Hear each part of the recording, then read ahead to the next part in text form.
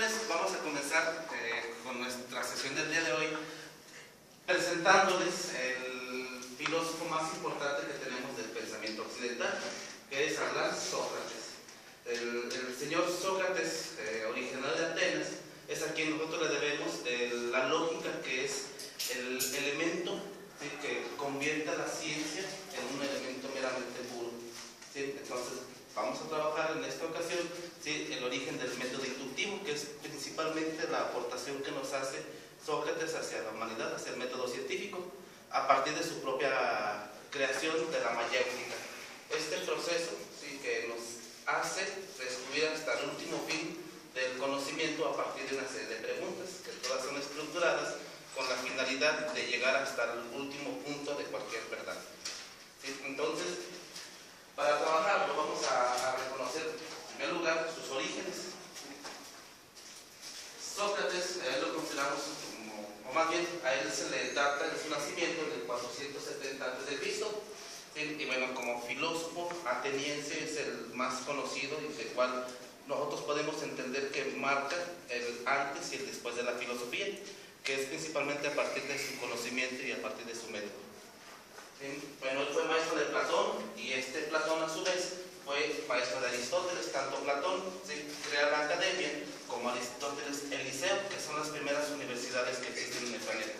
Es decir, son las primeras instituciones de educación superior. Entonces, a ellos les debemos, pues bueno, los estudios universitarios, ¿sí? Y bueno, aparte a los tres se les considera los clásicos de la filosofía. Si sin ellos no tendríamos el conocimiento en la vida actual. Bueno, su nombre es Sócrates, de origen ateniense, ¿sí? Él nace en el 470 a.C. Él fallece en el 399 y su causa de muerte es envenenamiento, que es parte de lo que vamos a ver en la sesión del día de hoy. También es filósofo, su padre es Sofronisco, fue cantero, su madre es Fainirate, que es comadrona, ¿sí? Esta se dedicaba a traer a la luz a pequeños a este mundo. Dicen que tiene mucho que ver la influencia de sus padres con la idea de este filósofo. Su esposa, ¿sí?, Jantipa, también considera como una persona muy poco tolerante y que, bueno, en ciertas ocasiones se llegó a manifestar que maltrataba a este filósofo. No sabemos, ¿verdad?, la historia, pero bueno, así nos lo plantea. Sus hijos, bueno, su hijo es Ambrocles, bueno, pues de él sí tenemos parte de la historia.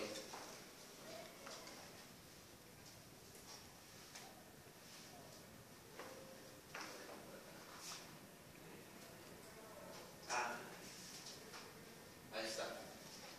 Bueno, de Sócrates sabemos, jóvenes, ¿sí?, que él físicamente no era agraciado. De hecho, él lo podemos considerar como una persona poco grata, bueno, tomando en cuenta que el ideal griego nos hablaba de la belleza física.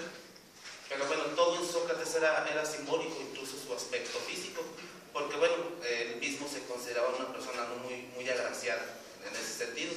Pero en realidad no era lo importante en él el aspecto físico, sino era el aspecto mental lo que él le hacía la diferencia para con otras personas de su época.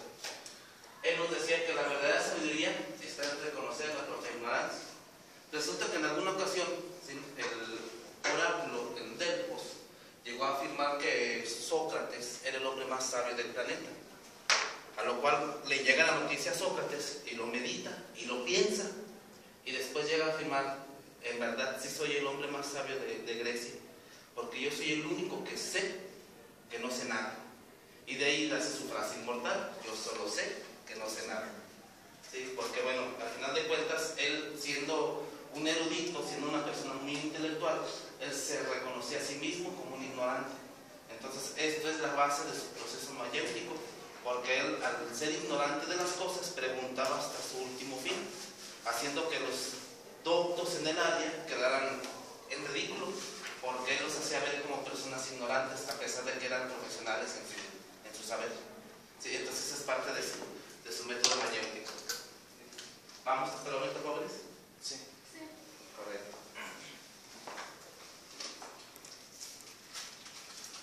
Bueno, su inconformismo lo impulsó a oponerse a la ignorancia popular y al conocimiento que se le hacían los sabios, aunque él mismo no se consideraba un sabio.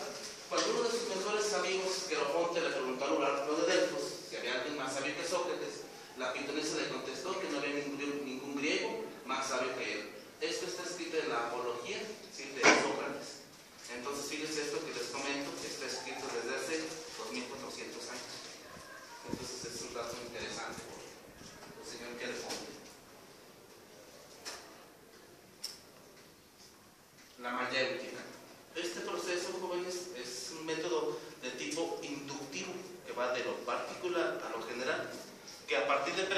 que se les iba haciendo los expertos en los temas, ¿sí? Estos iban cayendo en contradicciones de su propio saber. Y esto hacía entonces que las personas se sintiesen ignorantes de su propio conocimiento. Entonces, este método mayéutico es el que nosotros en la actualidad utilizamos en la metodología de investigación, ¿sí? Con la finalidad, ¿sí?, de que utilizando el método inductivo lleguemos a la verdad de las cosas a partir de simples preguntas, o de preguntas ya más razonables. Pero resulta que el señor Sócrates, jóvenes, por muy extraño que parezca, fue sentenciado en la ciudad de Atenas. En primer lugar, porque él se ganó la enemistad de los doctos de su época, por lo mismo de que él a los intelectuales los hacía quedar en ridículo. Entonces, estos intelectuales de pronto lo fueron segregando.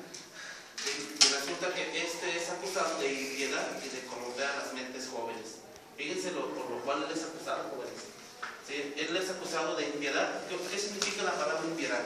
Bueno, es clásicamente la falta de consentimiento de las obligaciones que incumben a la observación pública, religiosa o de culto. Es decir, él negaba la existencia de los dioses, y no solamente eso, sino que aparte él no estaba habituado a las obligaciones que implicaba hacer culto. Entonces, aparte de que no creían los dioses, ¿sí?, aparte no seguían los protocolos religiosos de esa época, ¿sí? Bueno, pero también fue acusado de corromper a las mentes jóvenes con estas ideas. O sea, no solamente él no creía en los dioses, sino que también a sus alumnos les inculcaba esas ideas. Entonces él fue acusado, una, de no reconocer los dioses, y dos, de corromper a las mentes jóvenes.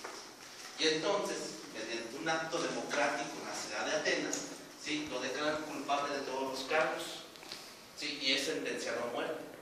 Fíjense, jóvenes, él fue sentenciado a morir por llevarles el conocimiento a los jóvenes en una manera más como de reprimir, ¿sí?, las ideas que tenía respecto a los dioses. Si se dan cuenta, jóvenes, todos los filósofos que hemos realizado tienen grandes aportaciones en la humanidad. ¿Sí? ¿Qué es lo que hacía el señor Sócrates? Él se dedicaba a enseñar lo que todos estos filósofos decían, ¿sí?, y a descartar el poder de los dioses.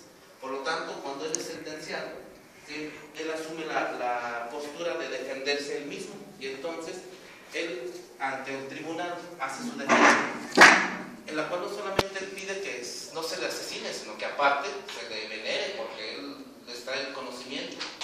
Pero aún así, la sentencia ya estaba explicada.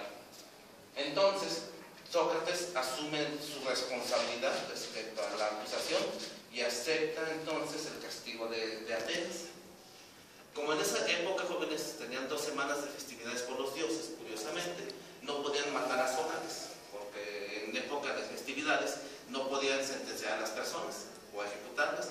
Entonces, durante esas 2 semanas, Atenas se vio confusa, jóvenes, porque bueno, los soldados que estaban cuidando a Sócrates le dejaban la oportunidad de que se fuera. Sócrates, te puedes retirar, vete, te dejamos la puerta abierta. Y Sócrates no se fue. Y luego después un grupo de alumnos jóvenes se puso así como de película, hizo así como que un equipo táctico para rescatarlo de la cárcel, ¿sí? Y claro, incluso hasta los soldados estaban de acuerdo porque también les apoyaron. Llegan los alumnos y pues vámonos, Sócrates, voy a asumir la responsabilidad que Atenas, ¿sí?, de cumplir la ley que Atenas ha impuesto sobre mí. Incluso los gobernantes, aquellos que los sentenciaron, ¿sí?, le ofrecieron el exilio, jóvenes. O sea, vete de Atenas, no te vamos a asesinar, pero vete. ¿Sí? Y Sócrates asumió su responsabilidad y así tajantemente él, ¿sí?, decidió llevar a cabo su sentencia. Entonces, por más que le hicieron la oportunidad de poder escapar, él decide tomar la cicuta. Y bueno, aquí tenemos un cuadro de Botticelli, ¿sí?, en el cual nos habla de la sentencia de Sócrates o el consumo de la cicuta. La cicuta es un veneno, jóvenes, ¿sí?, en el cual la persona es una especie como de cianuro, ¿sí?, hace que la persona, bueno, tenga muchos dolores, se vaya muriendo en partes. Bueno, era el destino que le tocaba a Sócrates. Cuando a él le toca el día de la ejecución llevar a cabo su acto, mucha gente de muchos estados griegos llegaron a Atenas con la finalidad de convencerlo de que no cumplieran la sentencia. Pero pues él ya estaba decidido, jóvenes, y entonces él se toma la cicuta bajo la ejecución de pena de muerte. Y bueno, una de sus grandes frases, ¿sí?, la que nos plantea el señor Sócrates, es que cada uno de tus actos, palabras y pensamientos sean los de un hombre que acaso en ese instante haya de abandonar la vida. Sócrates, con este acto, jóvenes, cambia la historia de la filosofía y marca, ¿sí?, este momento como el antes y el después de la filosofía como tal, porque su sacrificio fue por el conocimiento.